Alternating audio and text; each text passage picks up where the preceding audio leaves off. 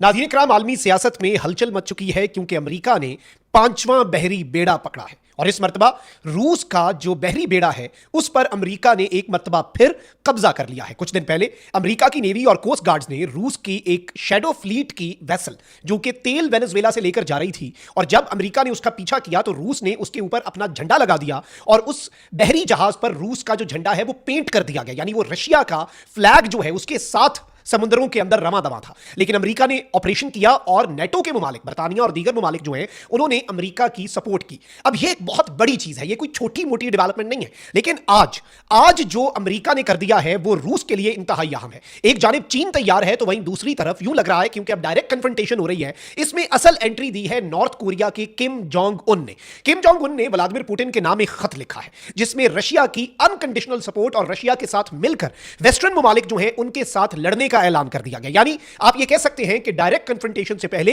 अब सफ बंदियां होना शुरू हो चुकी हैं। मैं एक एक डिटेल जो है वो आपके सामने रखता हूं, लेकिन वही दरखास्त कि हमारे चैनल को भारत, अफगानिस्तान और मुतअद्दिद पाकिस्तान मुखालिफ अकाउंट्स की तरफ से रिपोर्ट किया जा रहा है। इस रिपोर्टिंग का असर जाहिर करना आपके हाथ में है। इस वीडियो को लाइक करें, एक के बजाय ज्यादा से ज्यादा कमेंट्स करें और अगर हो सके तो इस वीडियो को मुख्तलिफ व्हाट्सएप ग्रुप्स में शेयर भी करें। सबसे पहले तो नाज़रीन इकराम, मैं आपको यह बताऊं कि डोनाल्ड ट्रंप ने एक स्टेटमेंट दी है जो कि अमेरिका की दोबारा से वो जो अप्रोच थी कि दुनिया में वो कहीं पर कुछ भी कर सकता है लेकिन कोई दूसरा मुल्क जो है उसे अमेरिका कुछ नहीं करने देगा, और ये तमाम इख्तियारात अमेरिका के। अब तो डोनाल्ड ट्रंप से यूरोप का अहम तरीन मुल्क डेनमार्क भी महफूज नहीं है, और ग्रीनलैंड के हवाले से जो फड्डा चल रहा है, डोनाल्ड ट्रंप बहुत जल्द ग्रीनलैंड पर कब्जा कर सकता है और डेनमार्क ने कह दिया है कि हम सोचेंगे बाद में, गोली पहले चलाएंगे, यानी हम लड़ेंगे अमेरिका के साथ। अलबत्ता डेनमार्क की मिलिट्री माइट यूएस की निस्बत बहुत कम है। अब इस सबके अंदर यूरोप कहां पर खड़ा होगा, नेटो क्या डिसइंटीग्रेट हो जाएगा, टूट जाएगा, और यूरोप और अमेरिका का इत्तेहाद क्या टूट जाएगा, यह बहुत बड़ा इकदाम होगा। लेकिन इसके साथ जो ट्रंप ने वेनेजुएला में किया और जो ट्रंप रशिया के साथ अब डायरेक्ट कन्फ्रंटेशन कर रहा है, और फिर जो ईरान के अंदर डोनाल्ड ट्रंप करने एक्शन लेने की बात कर रहा है, उस सबके अंदर ट्रंप की नई स्टेटमेंट जो है वो जलती पर तेल का काम करती है या नहीं, ये देखते हैं। क्योंकि एक तरफ तो ट्रंप ने कहा कि भाई मैंने जो वेनेजुएला में किया ये चाइना को जवाब नहीं देता कि वो ताइवान में करे, और मैंने शी जिनपिंग को बताया हुआ है कि ऐसा ना करना, अगर ऐसा किया तो मैं बहुत नाखुश हूंगा और मुझे पता है वो ऐसा नहीं करेगा। मतलब अब शी जिनपिंग के लिए भी एक बहुत बड़ी बात है ये। अब इस सबके अंदर डोनाल्ड ट्रंप ने कहा है कि दुनिया के तमाम ममालिक पर अमेरिकी फौजी हमले का हुक्म देने का इख्तियार रखता हूं, यानी मेरे पास ये राइट है कि मैं किसी भी मुल्क के ऊपर फौजी हमला करने का हुक्म दे सकता हूं। जो वाहिद चीज अगर मुझे कोई रोक सकती है तो वो मेरी अपनी इखलाकियात और मेरा अपना दिमाग है, उसके अलावा मुझे दुनिया में कोई ताकत नहीं रोक सकती। मेरी जो मर्जी होगी मैं वो करूंगा, मेरा जो दिल होगा मैं वो करूंगा, मैं जिस मुल्क पर हमला करना चाहूंगा मैं ये ऑर्डर दे दूंगा। और यानी डोनाल्ड ट्रंप ने कहा है कि इंटरनेशनल लॉज और ये सारी चीजें जो हैं ये डोनाल्ड ट्रंप के लिए कोई खास माने अब नहीं रखती। इसके साथ ही साथ आप ये देखें कि इस सब के अंदर एक तरफ तो ये हुआ कि कुछ दिन पहले आपको पता है कि वेनेजुएला का जो ऑपरेशन था अमेरिका का, जिसमें मादुरो को गिरफ्तार किया गया, वेनेजुएला की सपोर्ट चाइना करता है, रशिया करता है, उसके बावजूद अमेरिका ने ऑपरेशन किया और इन दोनों मुल्कों ने सिर्फ मजम्मत की। ये वेनेजुएला की मदद के लिए मिलिटरली तो नहीं आए, जैसे ताइवान के करीब अगर चाइना अपना हिसार बढ़ाता है तो अमेरिका और क्वाड के ममालिक मदद के लिए आ जाते हैं, डायरेक्ट खड़े हो जाते हैं साथ। अब इस सबके अंदर वेनेजुएला के ऊपर कब्जे से पहले अमेरिका ने वेनेजुएला के इर्द गिर्द एक हिसार बनाया।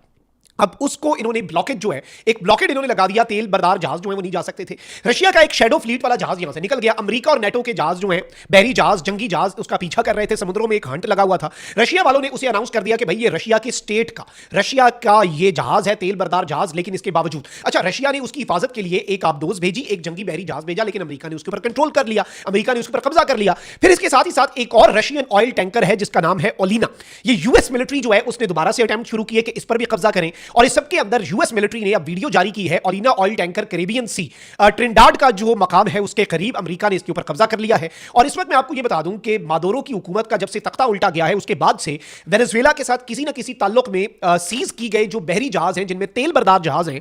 उनमें यह पांचवां इंसिडेंट है। बीबीसी कह रहा है कि US seizes fifth oil tanker link to Venezuela. Al Jazeera कह रहा है कि US seizes fifth oil tanker as Venezuela pressure campaign continues. फिर इसके साथ ही साथ वॉल स्ट्रीट जर्नल की भी इसी हवाले से खबर है। फिर रॉयटर्स जो है वो इसके ऊपर हेडलाइन बना रहा है क्योंकि ये एक बहुत बड़ी खबर है। इसके साथ ही साथ ये रशिया जो है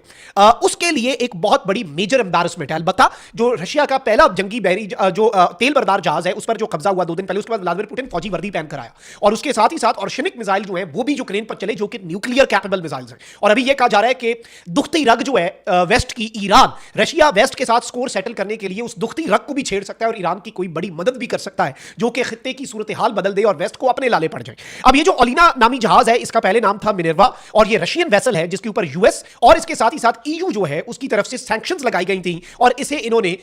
इसके ऊपर अपना कब्जा कर लिया। अब इस सबके अंदर याद रखिएगा कि 3 मुल्क ऐसे हैं जो कि वेस्ट के खिलाफ खुलकर खेलते हैं। एक चाइना फिर भी चीजों को बड़े देखभाल के लेकर चलता है, रशिया, उसके बाद चाइना की निस्बत जरा कम रिलक्टेंट है, और एंड पे आता है नॉर्थ कोरिया जो खुल के खेलता है, उसे वेस्ट का सैंक्शंस, वो उसकी डिक्शनरी में ये चीजें कोई नहीं है। अभी इवन रशिया यूक्रेन जंग में millions of munitions, thousands of missiles and even अपने 30-40 हजार सोल्जर भेज दिए नॉर्थ कोरिया के किम जोंग उन ने रशिया के लेके, ये मरते हैं मरे, लेकिन जंग लड़ो तुम वेस्ट के साथ।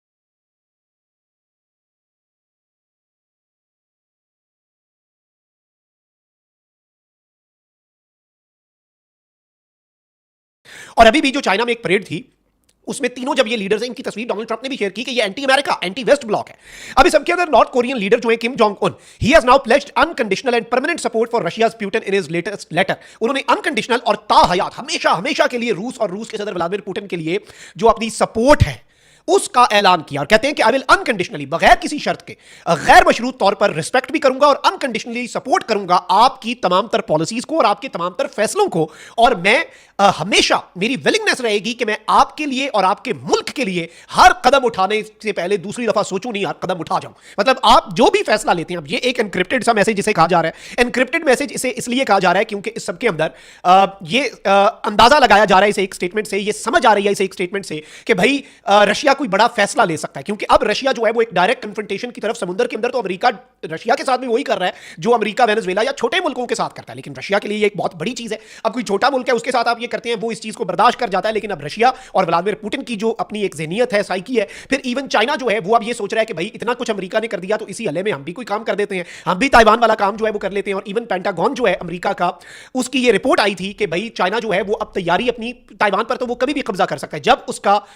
दिल करे, लेकिन अमेरिका जो है अगर वो मदद के लिए आता है ताइवान की, जापान आता है, ऑस्ट्रेलिया आता है, तो चाइना इस चीज की तैयारी कर रहा है कि एक ही वक्त पे इन तमाम तर मुल्कों के साथ किस तरह से लड़ा जाए। तो अब इस चीज को आप ज़हन में रखिएगा कि यूरोप की रिपोर्ट्स कहती हैं कि रशिया मैक्सिमम एक साल के अंदर ये कैपेबिलिटी रख लेगा कि वो यूक्रेन से आगे यूरोप पे भी मिसाइल दागे, जर्मनी में बंकर बनाए जा रहे हैं ज़ेरे ज़मीन ऑलरेडी। आप मामलात की संगीनी का यहां से अंदाजा लगा सकते हैं। तो अब रशिया जो है वो अपनी तैयारियां कर रहा है, चाइना अपनी तैयारियां कर रहा है एक तवील जंग की, कि अपने यूक्रेन एम्बिशंस के लिए रशिया को वेस्ट के साथ शायद डायरेक्ट कन्फ्रंटेशन में जाना पड़े, अपने ताइवान एम्बिशंस के लिए चाइना को शायद वेस्ट के साथ डायरेक्ट कन्फ्रंटेशन में जाना पड़े, नॉर्थ कोरिया इन दोनों मुल्कों के साथ गैर मशरूत तौर पर खड़ा है, और इवन चाइना जो है उसी के थ्रू नॉर्थ कोरियन वेपन्स जो है वो रशिया जाते रहे हैं। और अब किम जोंग उन जो है उसने जो स्टेटमेंट दी है ये वेस्ट के लिए बड़ी एक अलार्मिंग है कि भाई किम जोंग उन ने कहा है, और याद रखिएगा नॉर्थ कोरिया सोचता नहीं है, नॉर्थ कोरिया प्लस माइनस नहीं करता, नॉर्थ कोरिया नफा नुकसान नहीं देखता, उसके ऊपर जितनी सैंक्शंस हैं वो मुल्क के ऊपर दोबारा से कोई सैंक्शन नहीं लगाई जा सकती। फिर इवन नॉर्थ कोरिया के खिलाफ कोई बड़ा ऑपरेशन आज के दिन तक क्यों नहीं हुआ, क्योंकि कहा जाता है कि they do have weapons of mass destruction, जो कि एक और बहुत बड़ी चीज है। सो लेट्स सी चीजें किस तरफ को जाती हैं, लेकिन ये चीज आप ज़हन में रखिएगा कि इस वक्त जो सिनेरियो बन चुका है,